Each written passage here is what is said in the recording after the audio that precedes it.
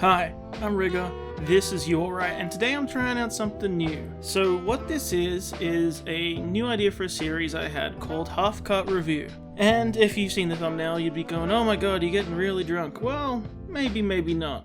Half cut, of course, means drunk. It's a, slang. But also, these will be reviews that are basically cut in half, where I'm going to review half a season of a show, and then the other half later. And why would I do that? Well, for two reasons. One is that a lot of shows out there, a lot of especially anime shows and things, are being added to Netflix and all sorts of streaming services where they're more accessible, and I've had them on watch lists for ages, or I add them to watch lists, and honestly, I never get time to watch them. But if I can make them content, it'll give me an excuse to watch them, and we can share these things together. And if I, it's not like my Avatar reviews where I want to go one episode at a time and really go in depth and study them. These are just shows that I wouldn't watch otherwise, but let's watch them. And they're, like I said, they're usually 12 episodes long. So that's a lot of time to put in for one review. But if I cut them in half, that's 6 episodes, they're usually about 24 minutes each, so you're looking at just over 2 hours, 2.5 hours sort of thing to get through them. And I think I know how I'm going to do it, which is I'm going to give you my thoughts beforehand if I have any, and other than that, at the end of each episode, I'll check back in and just give a casual review of each episode and then give you my thoughts at the end. And then if we finish the second half, I might think of some things to do for the post-series. We'll see. But it allows me to watch some things I wanted to watch, it allows me to share some more things with you, and it allows me to do it in a workload that's manageable. So let's start here. And yes, since I'm going to be taking this more casually, I'm probably gonna have a few drinks while I watch and just relax and take this as a, less serious approach. We're not going to be super analytical unless it comes up. We're just going to enjoy a show together. If you've seen my episode reviews of RWBY, the new ones as they come out, my thoughts videos, it'll probably be structured kind of similarly, where it'll be much more casual, but I'll do it episode by episode rather than like scene to scene or sometimes even line to line, where I go much more in depth in that show. I don't know how long these videos will be, but I'm sure they'll have a certain length to them because it's 6 episodes, so yeah, we'll just give it a crack, why not? That being said, before we start, if you like it, share it if you think others would like it, let me know your thoughts in the comments down below, and subscribe if you want to see more. Just like anything new, particularly jump in those comments down below, because if there's a series that fits this format you want me to check out, definitely leave them below. If you have thoughts on this series, share them. If I missed something because it's, a bigger block of viewing, let me know, or if you have anything else to say, of course, let me know, because I read all my comments, so I'll see it. I will say before you jump in and say go review something and it's got like 100 episodes, not really what I'm looking at for this right now. I'm not doing the half a series thing. Maybe I'll do half a season if there's one I really want to dive into. We'll see. But this was more based around a lot of shows that are like 1 season long that have 12 episodes or 8, and we can crack through them and actually, say that we've watched all these things. So, yeah. Just putting that out there before we go too deep on, hey, watch, I don't know, all of DBZ, which I obviously have before anyway, so.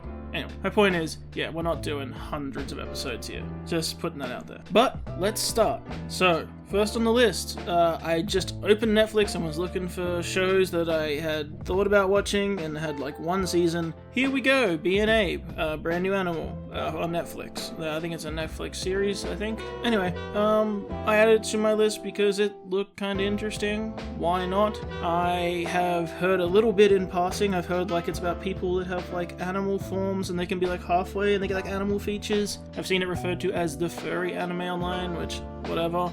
And it's funny because one of the other shows I want to do for this is probably Beastars, because I heard that was really good.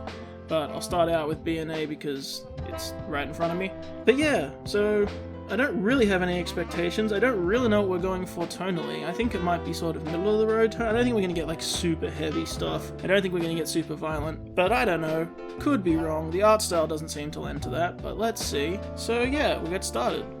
First episode. I've got my beer here. Let's go.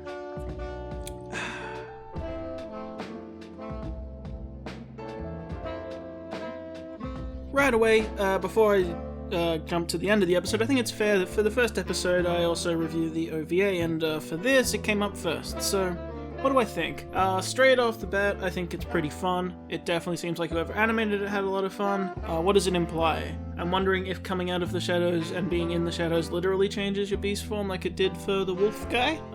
The song is very sort of bubblegum punk, which is sort of fun, got those, and also the style with a lot of those, neon pinks and stuff, which is cool. I'm hoping we get to see the range of animals they've showed in the intro. Like, you know, there was everything from chickens to horses, everything, you know. I want to see them go crazy with what animals people can be and what those could mean. So yeah, I don't have too much thoughts past that. It's pretty fun. But yeah, I just thought I'd mention it. But anyway, now we'll jump through the entirety of episode 1. So I'll see you on the other side.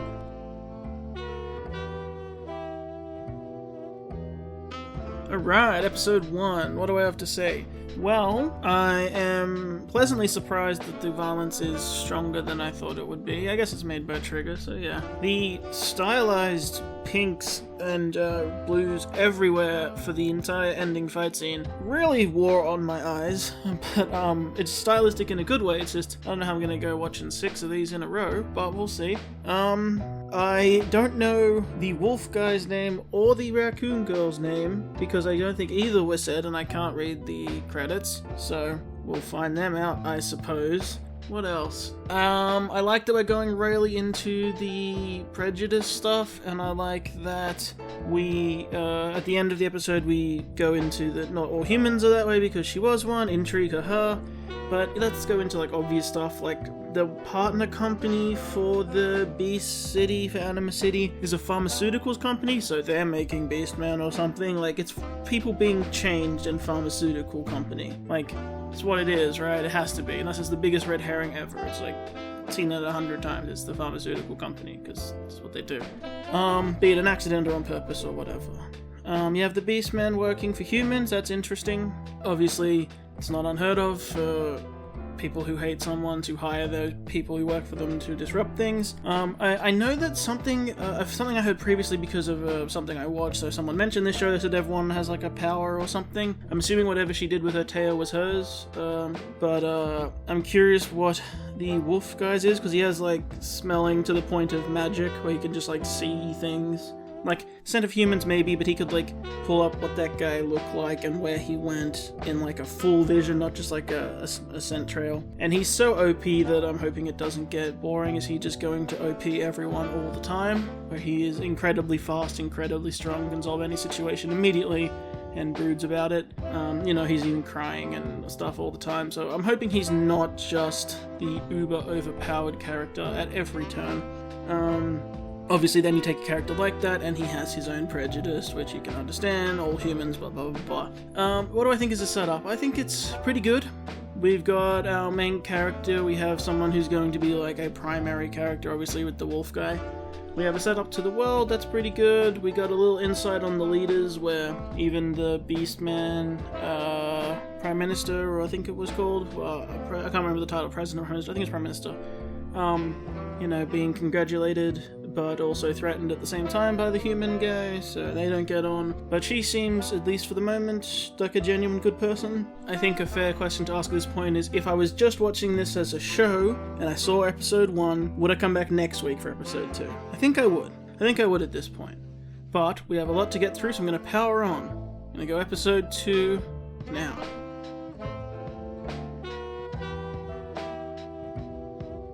Alright, episode 2. I'm going to refer to some notes really quick.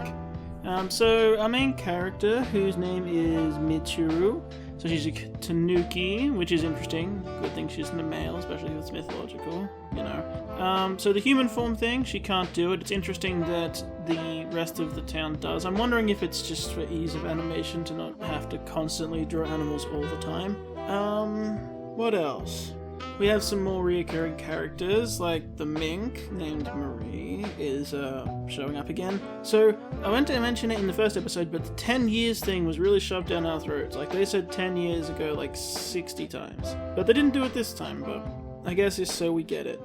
I like the idea that she was brought in to teach. I thought that was going to be cool and like a humanizing cool thing for her character, but obviously it was only short term, it was just one episode. And instead we're leaning back into one of those much darker topics, so we had not just children left abandoned, but also trading, like a slave trade or whatever they were going to do with them.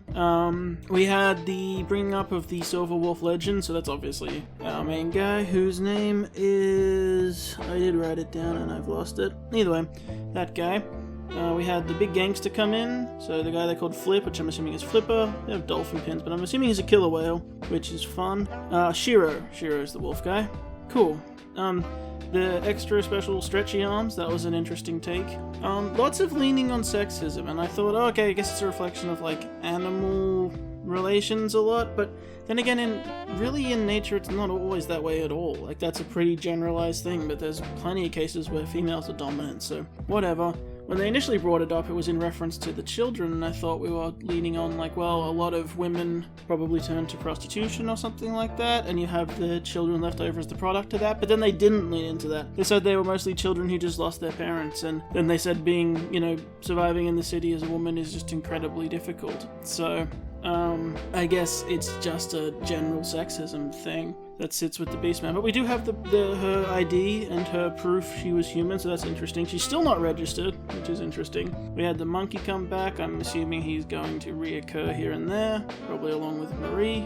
What else? I think it's interesting by developing the city more. We already have people, like, a whole, like, sub-group in handcuffs and put away, so I'm wondering if each episode we're going to tackle a different sort of group that needs taken down along the way. I am curious that there isn't much change to tech, so I was wondering, because obviously you see something like this, you draw natural comparisons to things like Zootopia and shows like that, so obviously I had that sort of thing on my mind.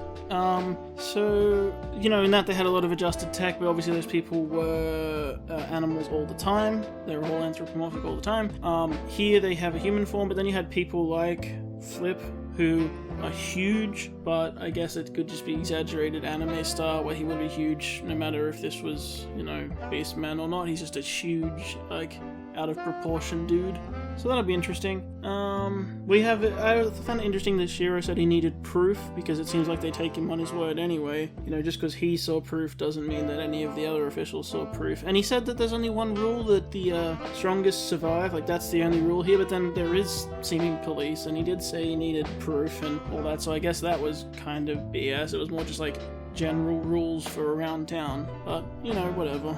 And yeah, I'm curious to see where all these animal powers go and stuff. And obviously there's the implication that Silverwolf must be a lot older, because she made a specific comment in the first episode that I thought he'd be older, probably assuming from his voice or whatever. And then so he was implying he's quite young, but then they talk about how long the Silverwolf's been around and all that. So maybe the 10 years doesn't really count, because maybe that's the time I'm talking about, but the kids say you'd known that forever, but I don't know, we'll see. Again, the fact that she seems special and different and she can't change leads me to believe that it's still the pharmaceutical company and there's something special about whatever happened to her. I'm wondering if people are going to come looking for her, if she's actually special, but I guess we'll see. Anyway, episode 3. Let's do it.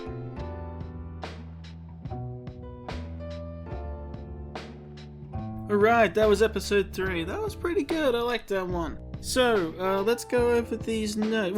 Well, quick, before I go over the notes, we'll just do the plot.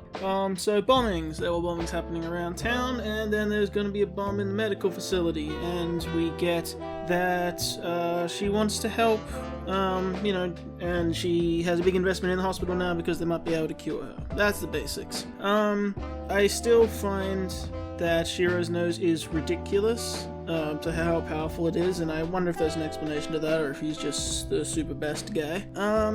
In this one we had her friend super highlighted, and she also turned into a Beastman and was taken away. I think her name was Azuna. I didn't have the subtitles on, but I thought I caught Azuna, so that's interesting. And she also turned into a Beastman, so probably the same time if they were hit with something, or it was passed on between them. That's an interesting one. I would like to see that character come back, maybe broken out of a facility or something. I would hope that they would do something like that. That could be very interesting. And also to give her a friend, that could be cool. Could even be an end of season type thing, so she gets her friend back for season 2 or something. That could be cool.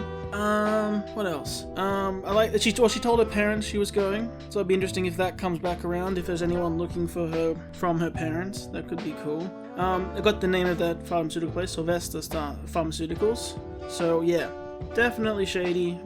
This episode tells us that they're shady. But the person who I definitely think is shady is the mayor.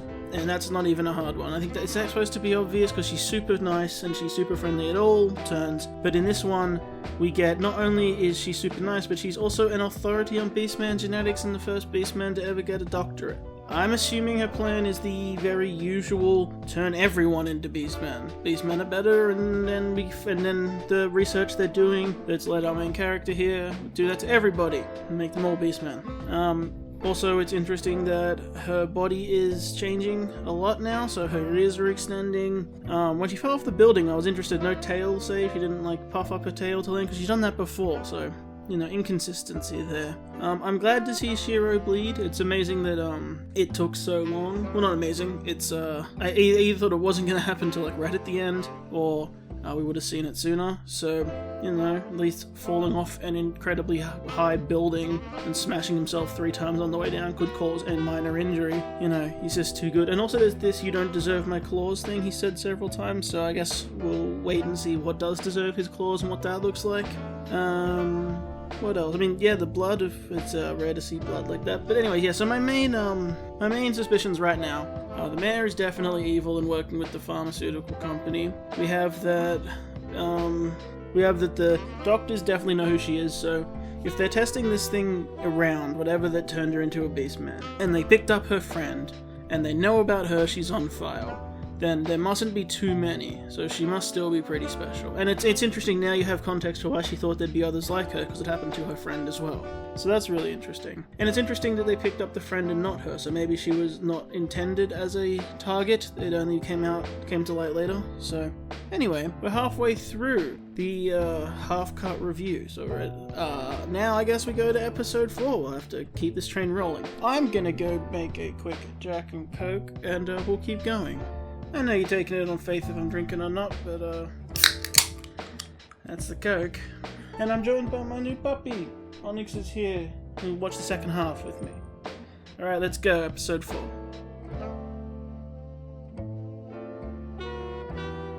Okay, episode 4. That was an interesting one. I'd say episode 3 is still the best so far, but I did like the sort of story projection for that one. It was... Okay, how do I say this? It felt very normal, in a show like this. I'd expect they go to a party where they don't fit in. Obviously, this whole Beastman thing adds a different angle to it. The plot of the episode is that Mitsuru strikes up a accidental friendship because of a misunderstanding with Nina, who is the daughter of Flip, who runs the gang, which is the gang. And she is obsessed with the human world, having never been there. And, I was going to say it's interesting that information is being restricted in and out of Anima City, so only those with stolen SIM cards and phones can use the internet in the human world. Nina is one such of these people. She has a guise of being human for a, Facebook equivalent stream and such. She is invited to a party in the human world, and she goes, and they're all Beastman lovers, sort of, but in the, the high school / college, we don't really know what we're talking about kind of way. We support them at face value, but sort of don't, activism to make themselves feel good, but they're not really listening or paying attention, don't really get it. And I thought it was going to be the obvious flip that no, they weren't, they were there to humiliate them or something, which they didn't technically do. But, you overhear conversations of, that, they wouldn't really associate with the Beastmen and stuff like that. They wouldn't want to live with them and that kind of thing. Oh, and this also comes on the heels that because Mitsuru, just out of the blue, manages to transform back to a human, which is something I thought the obvious flip is she transforms into a human, she doesn't really know how she did it, and then they go to the party, and then she exposes them by accidentally flipping back, and then the party turns on them before we knew they were Beastmen lovers and all that. That didn't happen. So that's, at least they didn't go for that obvious of a flip. I can't say flip too casually here because there's a character called Flip. So instead, it turns out that her father, Flip, is furious that she's left, and he's going to start a war with the human world, like literally getting the gang together to go attack the human city, which would be disastrous. And, Shiro says, no, we'll get it back by midnight. And I thought that was going to be a race against the clock thing, because back at the party, Nina doesn't want to leave. because she's getting all the attention. Turns out it's much easier than that because Mitsuru comes out from the bathroom and they have trapped Nina in a fish tank thinking that's what she would want because she's a dolphin, because they're that stupid that didn't even realize dolphins need air. And then it's interesting, they get her into the fish tank, which is like a floor-to-ceiling tube. I don't know how they got her in, but apparently there's no easy way to get her out. But Mitsuru just does a big transformation and does a giant arm transformation, a big gum arm, and smashes the tank, and then she agrees to go, and they just go home. So that was easy in the end. Like, there was no race against the clock, there was no countdown to midnight, which I thought there might be, and there was no convincing her to leave. It's just, oh yeah, they almost murdered me, let's just leave. And then they let them walk out, like it wasn't a situation. What else? Mitsuru and Shiro are starting to have banter, but it's kind of stilted. I haven't talked about the voice acting at all. Most of it's pretty great. I think Shiro's is weird, because he definitely has like the, yeah, I have the deep voice kind of thing. But when he does the cool, you know, he's the cool guy. But when they do the banter, kind of doesn't resonate that well. I really like Mitsuru's voice, though. It's really cool. So for the main character, it's great to have a voice like that. Really endearing. It is also interesting that she tried to hand the phone back because initially she tried to hand the phone back to the president, or probably I can't remember again, who didn't want it back and said, no, you keep it, and she didn't want it because it can only access Beastman internet, which is basically nothing. I'm wondering if it's Tracker, try and keep a locator on her, because, you know, why wouldn't you do that? I do think it's interesting that Nina, when she's in her dolphin form, is so Primarina, like the Pokemon. I'm wondering if some of that's intentional. They also went through, at the beginning, they went through the science and history of it, claiming beastmen have always been in human society. That's where a lot of the man-animal hybrids in, like, Egyptian history and that came from, and they always lived in the woods and that kind of thing, but human expansion made their discovery inevitable, and then they went into some genetics and breeding, saying like there is no crossbreeding, so if you have a lion and a tiger breed, their child will be a lion or a tiger but not a liger. Interesting. Don't know how that's going to apply. Just I don't know if they were just filling in gaps for people that might have had the question, or if it's going to be plot relevant. And then obviously they say her DNA is slightly different, but they don't have answers yet, as expected. That's about right. I still think the third episode was I like the bombing thing, that was cool, and the standoff at the hospital. Felt a bit more high stakes, even though obviously nothing's going to happen. You know, Mitsuru's not going to die or anything. I was hoping for that sort of countdown tension bit in this one, but instead it was more just commentary, like social commentary, and that, which is fine. But, you know, I do think this show, despite being very spectacular in its presentation, sometimes lacks on its action because there's very little tension, but we'll see as we go. Still got 2 more episodes, so let's go into episode 5.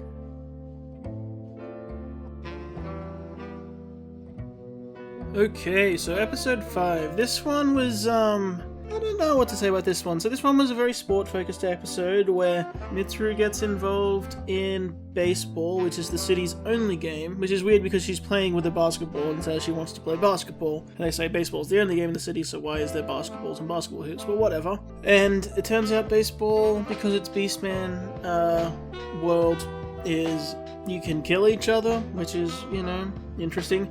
The dodos apparently just died out, which is I guess reference, but strange. Okay, so they play baseball. I really didn't like the comedy animations they went for in this episode. Things like people's eyes jumping out of their heads 100 times over, people getting hit with the ball and it replaying 3 or 4 times. Like it can work if it's done once, but it was done so much that I really didn't like it, and I didn't think that a lot of the comedy effect, the way it was drawn, really worked. One compliment I will say though is that I wasn't really enjoying the episode, and it picked up a lot in the second half. So Shiro is sent to try and find evidence of the gambling ring, and what else? So the coach. It turns out the coach of the team that Mitsuru joins, which is the Bears team, because they all seem to be divided by either species or like. The last one is the killer animal, so they're all like crazy predators. And so she joins the Bears, and they're a group of idiots from the slums who have nothing. And their coach is giving them terrible advice, and he's a washed out drunk. Turns out that he's telling them to lose and making them lose because he's being controlled by the mob, by the gang, by the family, same thing. Because they're controlling the betting. And turns out he was the first Beastman to play baseball.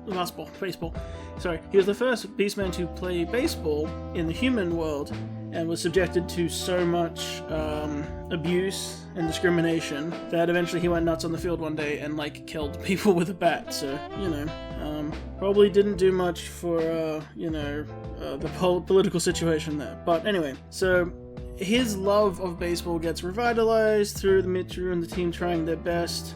He's warned multiple times to stop winning because with Michiru's help, because of her transformation ability, they keep winning. And they end up losing the final game, which is nice because they didn't just do the easy, we win in the end. The classic story, they actually lost, so he gets off the hook. He says he doesn't want to be involved in gambling anymore, he just wants to play baseball, which is still weird in this city because it still involves murdering each other, but whatever. And Shiro says he couldn't find evidence of the gambling because he didn't want to turn it all in. Okay, I think that this episode was potentially fun. It picked up in the second half. It didn't focus too heavily on the sport thing, which is good, because I have no interest in baseball. But, we didn't get much plot at all, except for the shady guy, who I guess, in part of the pharmaceuticals, is, like, watching her, and people took notice of her because she was using her transformation powers to win, making her arms go mega, and her, running, like, crazy, and things like that, so... And he did bring it up, like, what will happen if people notice? And, like, obviously, she's jumping, like, off the stadium and stretching her arm, like, 10 times the length, so people are noticing. So, there is that, but other than that, we got no real plot progression, so a fun little episode. The animation styles weren't working for me. The fact that this is episode 5 of 12, I'm hoping we get a big plot thing the next episode. So this is the end, well, this will be the end of this half cut, and I'm hoping that the mid-season leaves me on something I want to come back to. So I guess we'll find out. This is episode 6. Let's go.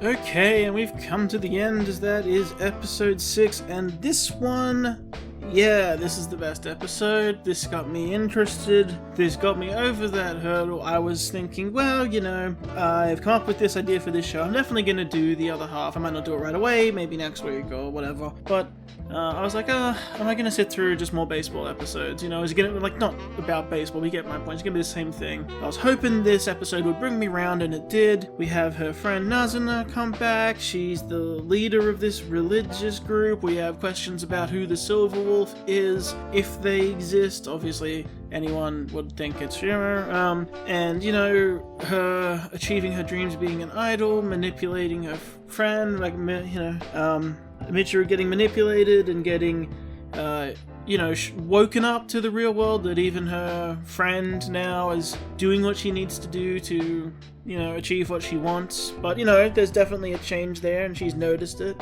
And, you do that classic anime thing of when there's extra stuff that runs through the credits, you take notice, and, it's a reminiscing on what happened, the accident they were in, and it makes me think that the accident they were in, where they wake up in hospital after, would have been the great time to give them whatever they were given to turn them into the half-beastmen that they are. So that's pretty interesting. It's a good opportunity to give them that treatment, because they're out of it, right?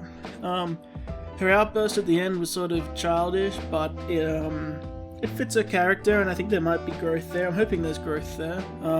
That is the one thing she lacks. She's quite naive, and maybe something like this will help wake her up to things, but also she can do her main character thing of trying to bring people back and bring people around. I was really excited when we saw Nazuna, we saw her friend show up, because I'm like, yes, we're getting plot, I'm getting things I care about. The music this episode was really good, except for in the diner scene, or the restaurant scene with the mayor. That was getting really distracting, but otherwise it was noticeably good. It caught my attention. I think that's all I have to say for this episode, that I really liked it. We got a lot more than usual. We got the fact that they're confirming or saying the Silver Wolf's been a legend for at least 1,000 years, so that's really cool. Suggesting that Shiro is that old. Just gonna take a second, compose my thoughts, and we'll talk about this half of the season. And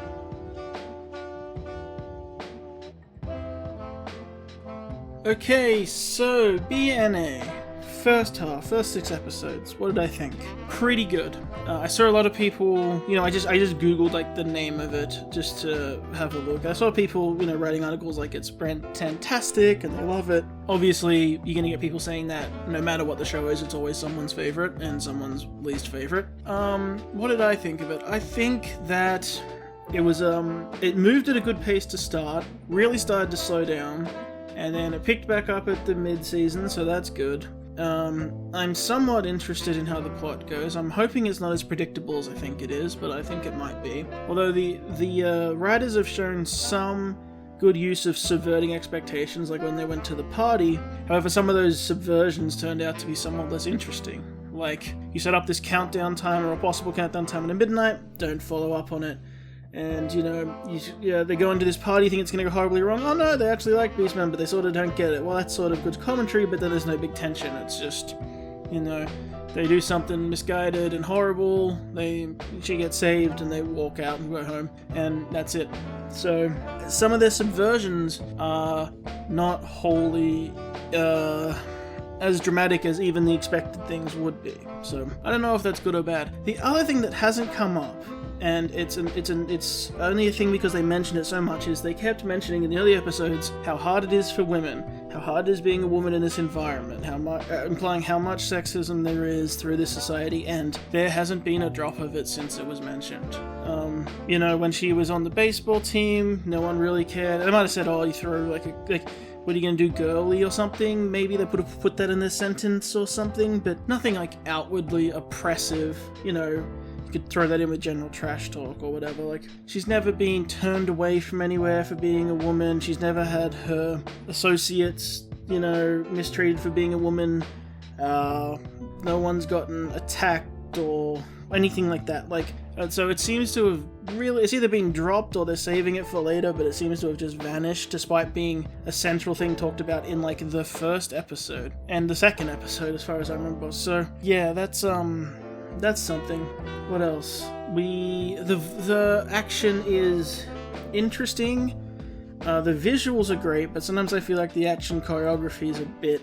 They rely too heavily on the style, so things will look really cool. So you then have Shira appear behind the dude and smack him around in one punch, and you're like, wow, the colors and stuff looked amazing, but really nothing happened in the action scene. He just literally vanished in a cut, reappeared in a cut, and did one punch and one reaction animation. Not that the animation is bad, they've put tons and tons of time into it, but you're not getting a fight scene or anything. And that's the other problem with having someone like Shira is I know not every show is a combat show, but when every combat is dealt with in 2 hits by Mr. OP, kind of annoying, not annoying, it's unsatisfying, and that's why it's better when Michiru's on her own and you want to see her break out these Tanuki powers. But again, in the last 3 episodes they've been relying on the big stretchy arm one where it turns really strong.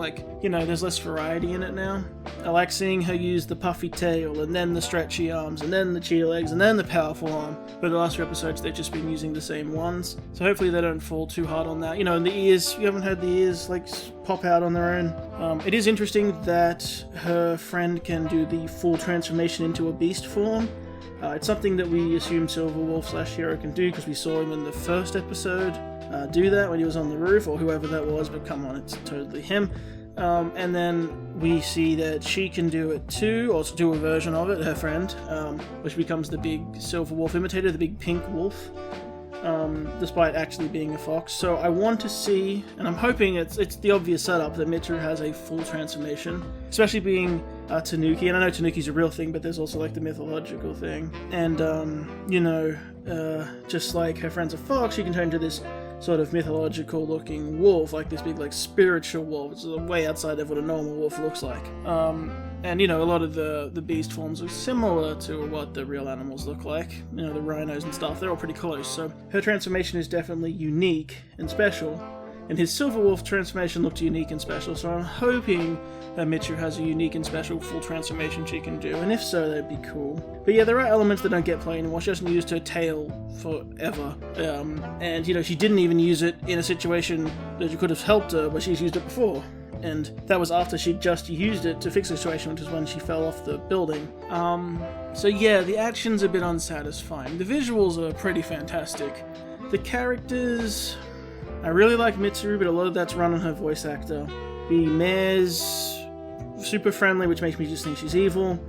The guy who runs the company, he just appears to monologue. He just appears to do evil monologues and speeches, like for 10 seconds at a time at the end of episodes. So not much there. It's interesting that the guy from the Bears team came back. So at least there's one character who sort of reappeared who was introduced later. So that's interesting. I want to see more with the friend. I want to see more with Nazuna. Hopefully we'll be getting that. Because if the end of mid-season had stuff about her and she's still in town and they're setting up for them to stay, she'll definitely still be around, so that's good. I want that interaction. I want to see more of it. What else? I think it's fair to discuss, if I was watching this show, would I have kept watching it? Like, if it was a weekly show, would I have kept up with it? Honestly, after episode 5, I might not have. I really might not have. I didn't get much out of it. But then again, I don't quit a show after one episode that I didn't like. So probably I still would have kept watching it. Episode 5 would have put me on the rocks and episode 6 would have pulled me back, which is pretty much what happened in real life. So yeah, I think that's my conclusion. It's a pretty good show so far. I'm wondering if it has the anime thing that a lot of animes have, and that's that it'll cram everything into the second half. Like there's animes like Soul Eater and that, where I swear everything happened in the last 2 episodes. If you can hear my dog huffing in the background, sorry about that. But yeah, I'm wondering if it's going to do that, because we haven't got to Are You the Silver Wolf yet. Seems like an obvious question. She hasn't brought up things that she saw. She hasn't fully investigated her transformation powers. They just seem to be happening. She hasn't gone back to human state to do anything with that again. I know she says it's uncomfortable in that state, but it really feels like they just want to make her unique, because everyone else walking around town is mostly human, and she stays in the, mostly human in appearance, and she stays in animal form. What else? The music, I really only noticed really in the last episode, the 6th one. I mean, I did notice it before, but it wasn't super notable in any way that caught my ear, whereas I did like a lot of the tracks in the last one. I think that the plot, like I said, I just hope it's not as obvious as it seems. I'm hoping it's not. Aside from that, I think that'll wrap up my first half of Half Cut review of BNA. Didn't get through a whole lot of drinks, but I did get through some. Maybe you can tell, maybe you can't. I think we'll leave it there. I will do the second half of this at some point. It won't be tomorrow. It might be next week or the week after, whenever I get time, because I do need some time to sit down and get through all this content. It is a lot to watch through, and then I've got to edit through all this, so we'll see how that goes. I hope you like this new video idea. Whether I like the show or not, which in this show I have liked so far, enough that I will definitely look forward to continue watching it, especially after this last episode. But it's a good way to make myself watch some things that I've meant to watch, and share some things with you, because I'd like to hear back, because this is a lot of things that a lot of people like. So, yeah. Oh, and I thought I was going to comment on, the fairy show thing. This show is very unsexualized, which is not something I'd usually comment on, but it's like the furry show, right? Obviously something doesn't have to be sexualized to appeal to a certain group, but, if you're talking about a subculture that has a lot of, that's considered a fetish or that kind of thing, I thought I would look for, okay, are the animal characters, or are they emphasized to appeal to that sort of demographic? And honestly, no, the art style's pretty... simple's not the right word. I'll just say simple. The designs are quite simple. They're not super complex, which adds to the style and the art style when they do all these, really colorful and really intense lit shots. So obviously, it doesn't really appeal to me. When I say obviously, I guess you don't know me, but it's not something I'm into, so I can't comment from the, I couldn't comment from someone who is into the culture or anything, but from the outside, it doesn't seem to have been written to appeal to others as any sort of sexualized portrayal, even more than the general anime. You know how a lot of anime has what you would consider ecchi stuff, or at least fan servicey shots. There's really been none of that. The worst thing you could say is the main character wears short shorts. So what? But yeah, no, it's really been none of that. I guess I'm not the authority, but something I'd comment on just because I saw it. And there hasn't been any plot elements or anything that's even been remotely romantic or anything along those lines. So, I guess if you like the strong wolves, the Shiro might appeal to you, if that's your thing. Other than that, I think that's everything I wanted to cover. I am looking forward to the second half. I hope that you all look forward to joining me on the second half. I hope that you all like this idea, like I said once again. If you did, like it if you like it, share it if you think others would like it, let me know your thoughts below, and subscribe if you want to see more. Until next time, remember, tanukis are not raccoons. My name is Rigger. Hope you have a wonderful day, and I hope I did alright.